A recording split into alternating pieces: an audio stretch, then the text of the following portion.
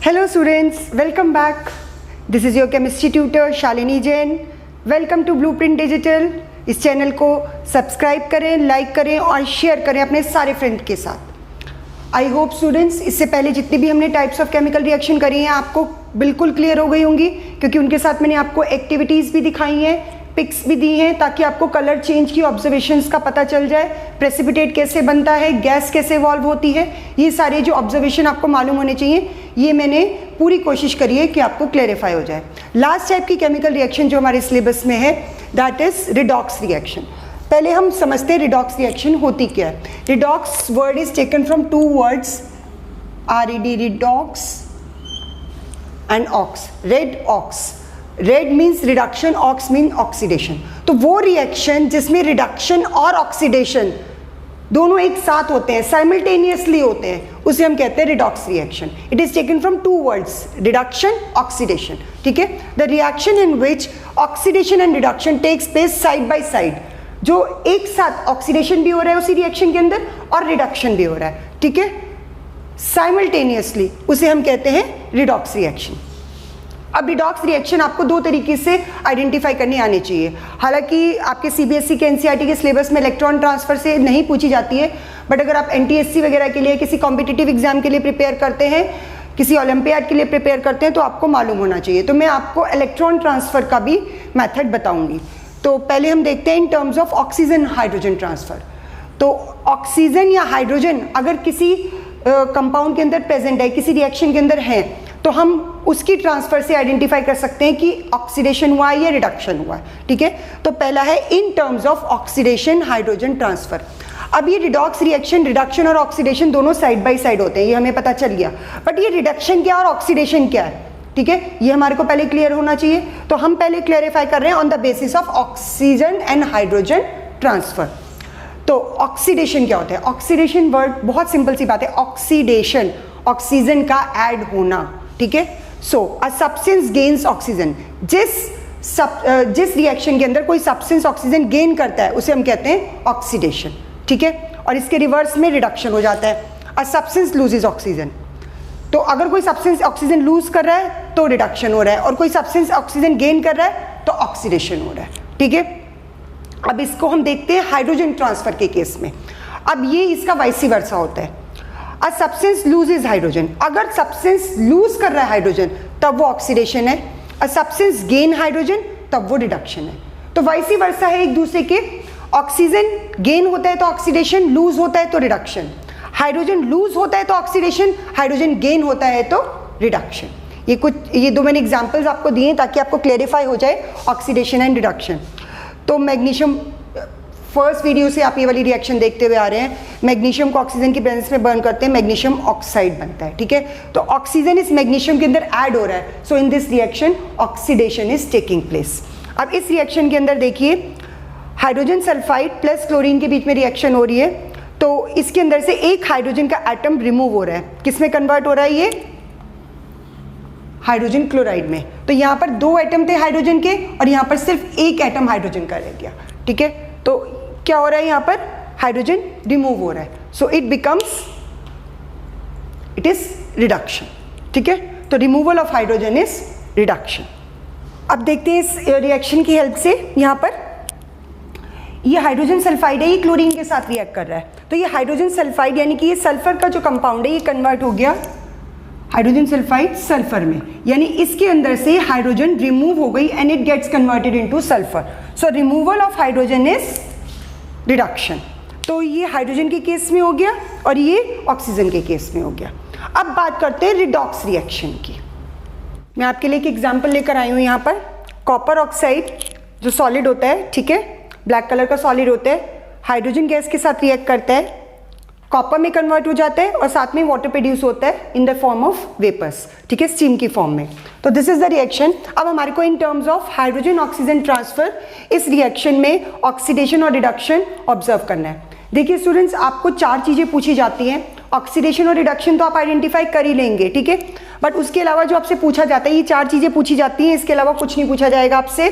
Substance oxidise, कौन सा substance oxidise हुआ है, सब्सटेंस रिड्यूस, कौन सा सब्सटेंस रिड्यूस हुआ है, ऑक्सीडाइजिंग एजेंट कौन सा है, रिड्यूसिंग एजेंट कौन सा है। ठीक है, तो अभी हम समझेंगे कि ऑक्सीडाइजिंग रिड्यूसिंग एजेंट क्या होता है और सब्सटेंस ऑक्सीडाइज और सब्सटेंस रिड्यूस कैसे फाइंड करते हैं। सबसे पहले आपको क्या करना है, आपको ये ऑब्जर्व करना है कॉपर ऑक्साइड का कंपाउंड कॉपर में कन्वर्ट हुआ है, यानी एक कॉपर का कंपाउंड दूसरे कॉपर मेटल में कन्वर्ट हो गया। तो इसको हम एरो बनाएंगे यहां पर, copper oxide is converted into copper. अब यहां से आप देख रहे हैं कॉपर ऑक्साइड में से ऑक्सीजन रिमूव हुआ है and removal of oxygen is reduction. यहां पर लिख लीजिए रिडक्शन। अब एक चीज अगर रिड्यूस हुई है तो दूसरी चीज ऑक्सीडाइज हुई होगी डेफिनेटली। अगर आपकी दोनों चीजें रिडक्शन में आ रही हैं तो कहीं ना कहीं कुछ गड़बड़, आप ध्यान रखिएगा इस चीज का। ठीक है, अब ये हाइड्रोजन कन्वर्ट हुआ इस वाटर में, इस कंपाउंड में, तो क्या हुआ, यहां पर ऑक्सीजन ऐड हुआ हाइड्रोजन के साथ। ठीक है, so this is oxidation, addition of oxygen is, ठीक है, the gain of oxygen is oxidation. अब हमारे को रिडक्शन और ऑक्सीडेशन पता चल गया। अब हमारे को ये चार चीजें आइडेंटिफाई करनी है। सब्सटेंस ऑक्सीडाइज्ड सबसे पहले देखते हैं, जहां से ऑक्सीडेशन का एरो स्टार्ट हो रहा है, तो सब्सटेंस ऑक्सीडाइज क्या हुआ हमारा, hydrogen, which is in gaseous form. नहीं भी लिखेंगे स्टेट, कोई दिक्कत नहीं है, आपको ये बताना है। सब्सटेंस रिड्यूस कॉपर ऑक्साइड, जहां से रिडक्शन का एरो स्टार्ट हुआ, क्योंकि इसी में से ऑक्सीजन रिमूव हुआ है। ठीक है, अब बात आती है ऑक्सीडाइजिंग और रिड्यूसिंग एजेंट की। अब एजेंट कौन होता है, ऑक्सीडाइजिंग एजेंट कौन होगा, जो ऑक्सीजन प्रोवाइड करेगा, और रिड्यूसिंग एजेंट कौन होगा, जो ऑक्सीजन रिमूव करेगा।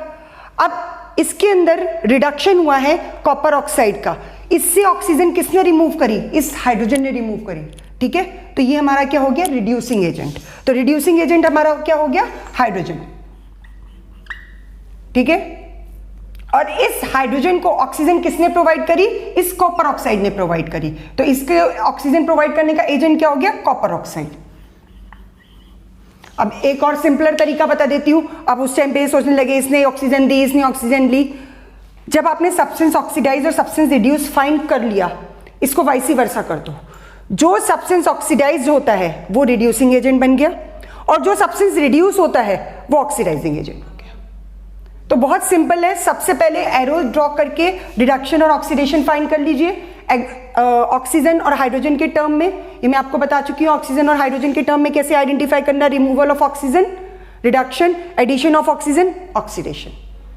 ठीक है, फिर जहां से रिडक्शन का एरो स्टार्ट हो रहा है सब्सटेंस रिड्यूस, जहां से ऑक्सीडेशन का एरो स्टार्ट हो रहा है सब्सटेंस ऑक्सीडाइज। उसके बाद इसको रिवर्स कर दो, ज्यादा दिमाग लगाने की जरूरत नहीं है, टाइम अपना सेव करिए। ठीक है, जो सब्सटेंस ऑक्सीडाइज है वो रिड्यूसिंग एजेंट हो गया, जो सब्सटेंस रिड्यूस है वो ऑक्सीडाइजिंग एजेंट हो गया। सिंपल सी तरीका है। अब अगर आपको डेफिनेशन आ जाती है ऑक्सीडाइजिंग एजेंट क्या हुआ, रिड्यूसिंग एजेंट का मैंने आपको बात बताई दी है। ठीक है, तो मैं आपको इनकी डेफिनेशंस भी बता देती हूँ कि ऑक्सीडाइजिंग और रिड्यूसिंग एजेंट क्या होते हैं। तो ऑक्सीडाइजिंग एजेंट वो होते हैं जो ऑक्सीजन देते हैं, तो जो लूज कर रहा है ऑक्सीजन, कॉपर ऑक्साइड इसको ऑक्सीजन प्रोवाइड कर रहा है, so this is oxidising agent, और ये इससे ऑक्सीजन ले रहा है, so this is reducing agent. तो ये सिंपल सी लैंग्वेज भी आप में लर्न कर सकते हैं कि substance which can bring about oxidation of other substance is oxidising agent, और वो सब्सटेंस जो दूसरे सब्सटेंस का रिडक्शन करता है that is reducing agent. So these are the simple language. आपको मैं एक रिएक्शन और एक्सप्लेन करती हूँ ताकि आपको ये क्लियर हो जाए कि substance oxidise, reduce, oxidising agent और रिड्यूसिंग एजेंट क्या होते हैं। ये एक और एग्जाम्पल लेकर आई हूँ मैं आपके सामने, बहुत इंपॉर्टेंट एग्जाम्पल है, बुक का ही एग्जाम्पल है ये। ठीक है, manganese oxide reacted with hydrochloric acid, ठीक है, to form manganese chloride, chlorine gas and water. Now, अब हमारे को सबसे पहले क्या करना है, ऑक्सीडेशन और रिडक्शन आइडेंटिफाई करना है। So this manganese oxide is converted into manganese chloride, ठीक है, मैंगनीज का कंपाउंड है तो मैंगनीज के कंपाउंड में ही कन्वर्ट होगा। ठीक है, और दूसरा है HCl is converted into chlorine। अब हमारे को ऑब्जर्व करना है ऑक्सीडेशन कहाँ हुआ, रिडक्शन कहाँ हुआ। तो अब आप देख रहे हो मैंगनीज ऑक्साइड कन्वर्ट हुआ मैंगनीज क्लोराइड, तो यहाँ से क्या रिमूव हुआ, ऑक्सीजन रिमूव हुआ, and removal of oxygen is reduction. So here reduction is taking place. ठीक है, अब यहाँ पर क्या हो रहा है, हाइड्रोजन रिमूव हो रहा है, क्लोरीन बन रहा है। ठीक है, देखिए बच्चे, ये सबसे ज़्यादा जो आप गलतियाँ करते हैं वो ये गलतियाँ करते हैं बच्चे जो आइडेंटिफाई कर लेते हैं substance oxidise, substance reduce product में से। कि प्रोडक्ट में जो कन्वर्ट होकर आ रहा है वो हमारा सब्सटेंस ऑक्सीडाइज हुआ। नो, जो सब्सटेंस रिएक्ट कर रहे हैं उसमें से आइडेंटिफाई करना है। प्रोडक्ट को तो हम सिर्फ चेक करेंगे कि वो कन्वर्ट किस चीज में हो रहा है, ठीक है, आइडेंटिफाई करने के लिए ऑक्सीडेशन और रिडक्शन। बट जो substance oxidise, reduce, oxidising, reducing agent जो भी हमें फाइंड करना है वो हमारे को रिएक्टेंट में से फाइंड करना है, प्रोडक्ट में से फाइंड नहीं करना, ठीक है। ये मिस्टेक, मेजर मिस्टेक जो आप परफॉर्म करते हैं इसमें, ये ध्यान रखिएगा। तो हाइड्रोक्लोरिक एसिड किस में कन्वर्ट हो रही है? क्लोरीन में। तो यहां से क्या हुआ? हाइड्रोजन रिमूव हुआ, and removal of hydrogen is oxidation. So this is oxidation. अब हमारे को ऑक्सीडेशन और रिडक्शन पता चल गया। तो जहां से रिडक्शन का एरो स्टार्ट हो रहा है सब्सटेंस रिड्यूस, जहां से ऑक्सीडेशन का एरो स्टार्ट हो रहा है substance oxidise. So this is our substance oxidise, this is our substance reduced MnO2, ठीक है। अब हमारे को क्या कर देना? सिंपली रिवर्स कर देना, कुछ टाइम वेस्ट नहीं करना, वहां पर कैलकुलेट करने नहीं बैठ जाना, ठीक है। अगर आपसे ऑक्सीडाइजिंग और रिड्यूसिंग एजेंट भी पूछा जाएगा तो आपको क्या करना है? पहले ये दोनों चीजें आइडेंटिफाई कर लो और फिर इन्हें रिवर्स कर दो। ये आइडेंटिफाई करना तो मुश्किल नहीं है, ठीक है। Addition of oxygen is oxidation, removal of oxygen is reduction, addition of hydrogen is reduction, removal of hydrogen is oxidation. तो दो ही टर्म्स हैं, ठीक है। अब जो हमारा सब्सटेंस ऑक्सीडाइज है वो रिड्यूसिंग एजेंट बन गया, और जो सब्सटेंस रिड्यूस है वो हमारा ऑक्सीडाइजिंग एजेंट बन गया। Very simple, done. I hope आपको in terms of oxygen hydrogen transfer समझ में आ गया होगा। Substance oxidise, substance reduce, oxidising agent और रिड्यूसिंग एजेंट कैसे फाइंड करना है। मैंने आपको बोला था कि redox reaction in terms of electron transfer भी आपको मालूम होना चाहिए, ठीक है। यूजुअली ये आपके एनसीईआरटी में नहीं इतना डिटेल में पूछा जाता, पर आयनिक इक्वेशन आ जाती हैं आपको बनाने के लिए, तो उसके लिए भी आपको हेल्प आउट करेगा, ठीक है। बट कॉम्पिटिटिव लेवल जैसे किसी साइंस ओलंपियाड के लिए आप प्रिपेयर कर रहे हैं या एनटीएससी के एग्जाम के लिए प्रिपेयर कर रहे हैं, तो वहां पर इसके ऊपर क्वेश्चंस आ जाते हैं। तो यू शुड नो कि इन टर्म्स ऑफ इलेक्ट्रॉन ट्रांसफर हम रिडॉक्स रिएक्शन, ऑक्सीडेशन और रिडक्शन कैसे आइडेंटिफाई करते हैं। इसको एक बहुत सिंपल से तरीके से आपको मैं मेथड बता रही हूँ। Oil rig, oil rig word याद रखिएगा, OILRIG, ऑयल रिग, ठीक है। जो ड्रिलिंग करने के लिए हम निकालते हैं, ऑयल को ड्रिल करने के लिए हम निकालते हैं, उसे कहते हैं ऑयल रिग, ठीक है। अब इसको कैसे याद करना है?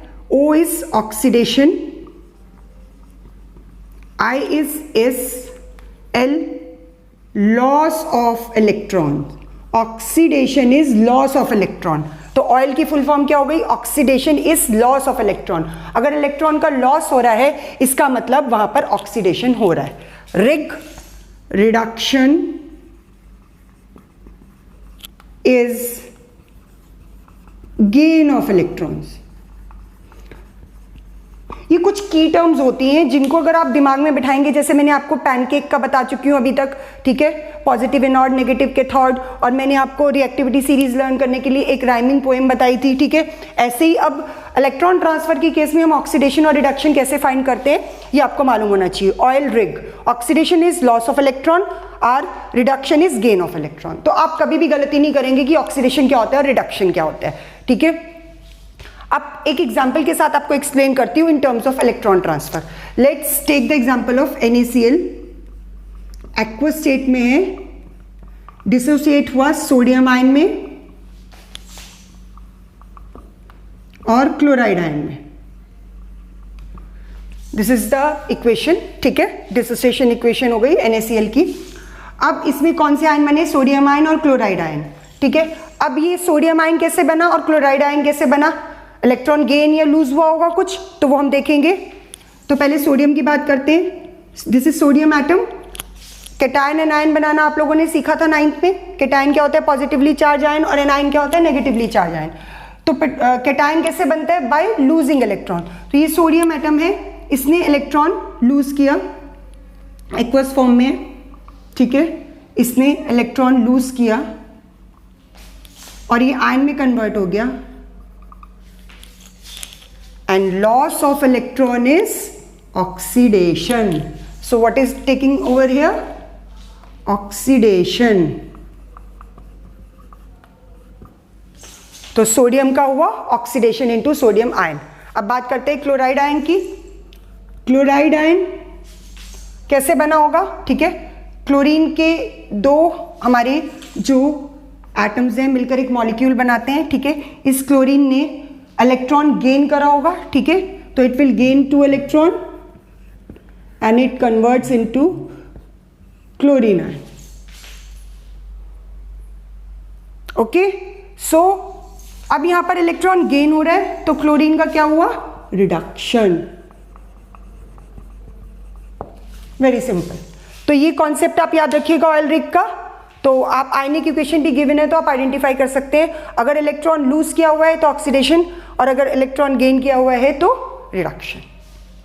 आई होप आपको हाइड्रोजन ऑक्सीजन के टर्म्स में और इलेक्ट्रॉन ट्रांसफर के टर्म्स में ऑक्सीडेशन, रिडक्शन और रिडॉक्स रिएक्शन क्लियर हो गई होगी। नेक्स्ट टॉपिक है इसके अंदर कोरोजन। ठीक है, कोरोजन वर्ड का मतलब क्या होता है इसको हम समझते हैं। सबसे पहले, it is a slow process in which a metal is eaten up by the action of air, moisture और any other chemical such as acid on its surface. वो प्रोसेस जिसके अंदर कोई भी मेटल की upper surface is eaten up, ठीक है, remove होने लग जाती है, खत्म होने लग जाती है, किसके एक्शन से? एयर के, मॉइस्चर के या किसी केमिकल के इफेक्ट से। केमिकल कैसे हो सकता है? जैसे एसिड या सॉल्ट कोई भी, ठीक है। तो उसके इफेक्ट से अगर मेटल की अपर सरफेस रिमूव होने लग जाती है, उसे हम कहते हैं कोरोजन। इसका रीजन क्या होता है? Oxidation of metal. तो अगर कभी आपको ऑक्सीडेशन का एक डेली लाइफ में एग्जांपल देना हो तो आप कोरोजन का एग्जांपल दे सकते हो, ठीक है। उसके बाद corrosion of iron is called rusting. Iron corrosion of iron is called rusting. ये चीज बहुत इंपॉर्टेंट ध्यान रखने वाली है कि रस्टिंग वर्ड जो हम यूज करते हैं that is only use for iron, iron metal के लिए यूज करते हैं, ठीक है। कभी भी हम ये किसी और मेटल के लिए रस्टिंग वर्ड नहीं यूज करेंगे। बाकी मेटल्स के लिए अगर कोरोजन हो रहा है तो we will use the word corrosion only, but rusting is only use for iron. तो वर्ड रस्ट जहां पर आएगा इसका मतलब आयरन की अपर सर्फेस तो रिमूव हो रही है।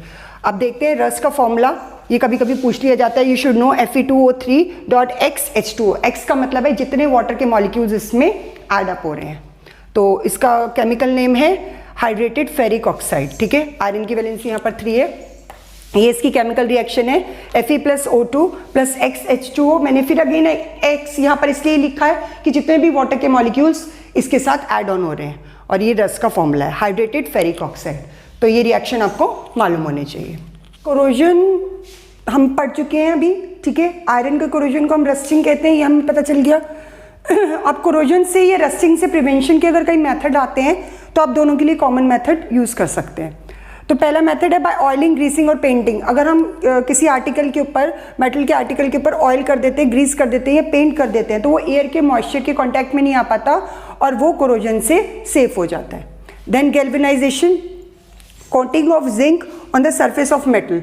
जिंक की जब हम कोटिंग करते हैं किसी मेटल के ऊपर, उस प्रोसेस को हम कहते हैं गैल्वेनाइजेशन, ठीक है। तो जिंक उन मेटल्स को कोरोड नहीं होने देता जो रिएक्टिविटी सीरीज में उसके नीचे आते हैं, जैसे कि आयरन। बाय एलॉइंग, एलॉय क्या होता है ये आप लोगों ने 9th क्लास में पढ़ा था। It is a homogeneous mixture of 2 और मोर मेटल्स और 1 metal with other non metal और मेटल, ठीक है। तो मेटल्स के बीच का मिक्सचर या मेटल और नॉन मेटल के बीच का mixture. So alloy is a homogeneous mixture of 2 और मोर मेटल्स और metal with non metal. Alloying करके भी हम कोरोजन से प्रिवेंट कर सकते हैं। इसका सबसे कॉमन एग्जांपल है हमारा स्टेनलेस स्टील। आयरन कोरोड कर जाता है, बट जब हम उसके अंदर क्रोमियम और कार्बन ऐड कर देते हैं तो वो एलॉय बन जाता है। और हमारे घर पे यूटेंसिल्स यूज होते हैं स्टेनलेस स्टील के, तो वो भी हम एज एन एलॉय ही यूज करते हैं, ठीक है। Then next is electroplating, plating of one metal on the surface of other metal by electrolysis. Electrolysis के प्रोसेस से एक मेटल के ऊपर दूसरे मेटल की प्लेटिंग करने के प्रोसेस को हम कहते हैं इलेक्ट्रोप्लेटिंग। तो आज चाहे आपसे कोरोजन पूछा जाए या रस्टिंग पूछा जाए, ये सारे प्रिवेंशन के मेथड कॉमन है, ओके। तो आप इनमें से कोई से भी मेथड्स लिख सकते हैं। बट एक चीज याद रखिएगा, ये ऑयलिंग, ग्रीसिंग, पेंटिंग को 3 पॉइंट्स मत बना दीजिएगा, इसको कॉमन ही लीजिएगा, क्योंकि इसके अंदर एयर के कॉन्टैक्ट से, मॉइस्चर के कॉन्टैक्ट से प्रिवेंट हो रहे हैं मेटल्स। ओके स्टूडेंट्स, 2 मेटल्स का कोरोजन आपसे और पूछ लिया जाता है। ये हालांकि मेटल्स नॉन मेटल्स वाले चैप्टर में रिपीट भी होगा, बट मैं यहीं पर कवर कर रही हूँ क्योंकि कोरोजन का टॉपिक चल रहा है, तो इसी के साथ कंटिन्यू हो जाएगा हमारा। तो सिल्वर के ऊपर आपने देखा होगा, सिल्वर आर्टिकल्स जो होते हैं वो ब्लैक हो जाते हैं अगर एयर के अंदर एक्सपोज रहे हैं। आपके घर पे भी बहुत सारे सिल्वर आर्टिकल्स होते हैं, तो आपने देखा होगा उसके ऊपर ब्लैक कोटिंग होने लग जाती है। जब सिल्वर नया नया आता है तो अलग डिफरेंट सा लगता है, बट थोड़े दिनों के बाद जब एयर के एक्सपोजर में आता है तो it turns black. A black coating develops on its surface. So an silver article turn black when kept in open air for few days due to the formation of, वो किस वजह से होते हैं? Due to the formation of black coating of silver sulphide. Silver sulphide की जो layer उनके ऊपर बन जाती है। अभी सिल्वर सल्फाइड कहाँ से आ गया भाई, कैसे बन गया सिल्वर से सिल्वर सल्फाइड? एक्चुअली क्या होता है, एयर के अंदर जो H2S प्रेजेंट है, हाइड्रोजन सल्फाइड प्रेजेंट है, ये सिल्वर आर्टिकल्स के साथ रिएक्ट करती है and it forms silver sulphide. तो आपसे क्वेश्चन पूछा जा सकता है कि ये जो ब्लैक कोटिंग होती है किस सब्सटेंस की होती है, किस, तो आपको बताना है this is the black coating is of silver sulphide. और वो कैसे बनी? H2S गैस जो हमारी एयर में प्रेजेंट है वो सिल्वर के साथ रिएक्ट करके सिल्वर सल्फाइड बना लेती है। ऐसे कॉपर के ऊपर भी होता है। कॉपर के ऊपर जो कॉपर आर्टिकल्स होते हैं, स्टैचूज होते हैं, ठीक है, उनके ऊपर एक ग्रीन कलर की कोटिंग डेवलप हो जाती है। ग्रीन कोटिंग किसकी डेवलप हो जाती है? That is of basic copper carbonate. Basic copper carbonate यानी कि बेसिक बेस होता है वो नेचर में, ठीक है। तो हम उसको न्यूट्रलाइज करने के लिए, उसकी कोटिंग को रिमूव करने के लिए कभी लेमन से भी रब कर सकते हैं, उससे टैमरिंड से भी रब कर देते हैं। तो ये क्वेश्चन भी आपसे पूछा जा सकता है कि टैमरिंड से या लेमन से हम उसे रब करके क्यों करते हैं कॉपर आर्टिकल्स को? क्योंकि इसके ऊपर जो ग्रीन कोटिंग बनती है वो किसकी होती है? बेसिक कॉपर कार्बोनेट की। इसका फॉर्मूला है Cu2OH एंड CO3, ठीक है, बेसिक कॉपर कार्बोनेट। तो वो बेसिक होता है, बेस होता है नेचर में, और हम उसे न्यूट्रलाइज करते हैं एसिड के साथ। जो लेमन के अंदर प्रेजेंट होता है ये टैमरिंड के अंदर प्रेजेंट होता है, ठीक है। तो ये दो मेटल्स का आपको कोरोजन और पूछा जा सकता है। ओके स्टूडेंट्स, लास्ट टॉपिक है इस चैप्टर का rancidity. Rancidity is also an example of oxidation. When the food containing oils and fats are oxidized due to which it produces bad smell and bad taste, it is called rancidity. Rancidity क्या होती है? जब हमारा food जिसके अंदर oil और fat present होते हैं, ठीक है, उसके अंदर से गंदी सी स्मेल आने लगती है, उसका टेस्ट खराब हो जाता है, उसे हम कहते हैं रेंसिडिटी, ठीक है। आपने देखा होगा कि अगर गर्मियों के अंदर, बेसिकली समर के अंदर, क्योंकि टेम्परेचर बहुत राइज कर जाता है, तो उसकी वजह से अगर कोई वेजिटेबल, कुक्ड वेजिटेबल या कुछ भी बाहर रखा रह जाता है किचन के अंदर, तो वो बहुत जल्दी जो होता है फाउल स्मेल और फाउल सा टेस्ट उसमें से प्रोड्यूस होने लग जाता है, बहुत गंदी सी स्मेल आने लग जाती है। आपके लंच बॉक्स के अंदर भी अगर खाना रखा रह जाए, आप लंच बॉक्स नहीं निकालते, तो क्या होता है उसमें से गंदी सी स्मेल आने लग जाती है, ठीक है ना, और वो टेस्ट भी उसका खराब हो जाता है। You can't eat that food, ठीक है, and that process is called rancidity, जिसमें हमारा फूड जो है वो स्पॉइल हो जाता है। अब इससे प्रिवेंट कैसे किया जा सकता है? फूड को हम रेफ्रिजरेटर के अंदर रखें ताकि उसको स्टोर करें, ताकि वो टेम्परेचर मेंटेन करके रखें और उसकी वजह से वो फूड हमारा स्पॉइल ना हो। Bye storing the food in air tight container, basically जब रेनी सीजन होता है तो बिस्किट्स और चिप्स और ये सब जो इस टाइप का मटेरियल होता है, टेबल मटेरियल होता है, वो भी सारा जो होता है आप देखते हैं सील सा जाता है। तो उसको भी हम प्रिवेंट करने के लिए हम क्या करते हैं, उसको एयर टाइट कंटेनर के अंदर रखते हैं। तो उससे भी क्या होता है, एयर अंदर एंटर नहीं कर पाती, मॉइस्चर अंदर एंटर नहीं कर पाता और हमारा फूड जो होता है वो प्रिजर्व रहता है, ऑक्सीडाइज नहीं हो पाता। By packing in nitrogen gas, जो मार्केट के अंदर चिप्स कुरकुरे वगैरह आते हैं, आप लोगों को बहुत पसंद है, सब लोग खाते हैं, ठीक है, तो आपने देखा होगा वो फ्लफी से पैकेट के अंदर आते हैं, ठीक है ना, वो पैकेट जो होता है बड़ा फ्लफी हुआ होता है। तो कभी वो पैकेट अगर फ्लफी नहीं है, फूला हुआ नहीं है, तो आप परचेज मत करिए, क्योंकि उसमें से नाइट्रोजन गैस जो फ्लश की जाती है, फ्लश करने का मतलब है जो भरी जाती है, वो निकल चुकी है। और नाइट्रोजन गैस जो होती है वो नॉन रिएक्टिव होती है, ठीक है, वो रिएक्ट नहीं करती एयर के साथ, तो उसके अंदर भी जो मटेरियल होगा वो उसको भी ऑक्सीडाइज नहीं होने देगी, ठीक है, उसको ऑक्सीडेशन नहीं होने देगी। तो उसके अंदर हम नाइट्रोजन गैस इसलिए फ्लश करते हैं because it is a non reactive gas, ठीक है, and to prevent it from rancidity, जिससे जो फूड मटेरियल उस पैकेट के अंदर स्टोर किया गया है वो रेंसिडिटी से उसे प्रिवेंट किया जा सके। By adding antioxidants. एंटीऑक्सीडेंट्स क्या होते हैं पहले ये समझ लीजिए। एंटीऑक्सीडेंट्स जो ऑक्सीडेशन को रोकते हैं, उसके एंटी चलते हैं। A substance which is added to the food to prevent its oxidation, वो सब्सटेंस जो फूड को ऐड किया जाता है उसके ऑक्सीडेशन को प्रिवेंट करने के लिए। उसका एक एग्जांपल मैंने यहाँ पर लिख दिया है, BHA, ब्यूटिलाइलेटेड हाइड्रोक्सी एनिसोल, ठीक है, तो this is the full form of BHA। तो these are antioxidants and these are the method of prevention of rancidity, ठीक है। तो here we come to the end of the chapter. Hope आपको chapter clear हो गया होगा। इसमें बहुत सारे बेसिक कॉन्सेप्ट हैं केमिस्ट्री के, जैसे कि बैलेंसिंग ऑफ इक्वेशंस और आपको जो टाइप्स ऑफ रिएक्शन है, ठीक है, तो ये सारे कॉन्सेप्ट आप क्लियर करके चलेंगे तो आगे आने वाले चैप्टर्स में आपको बहुत हेल्पफुल रहेंगे, ठीक है। अब आपको क्या करना है, इस वीडियो को शेयर करना है, लाइक करना है और अपने फ्रेंड्स के साथ आपको सब्सक्राइब करना है अगर आपने सब्सक्राइब नहीं करा है, ठीक है। All the best for your preparation. Please study hard, take care of yourself. Have a nice time. Bye. See you in my next video. Bye.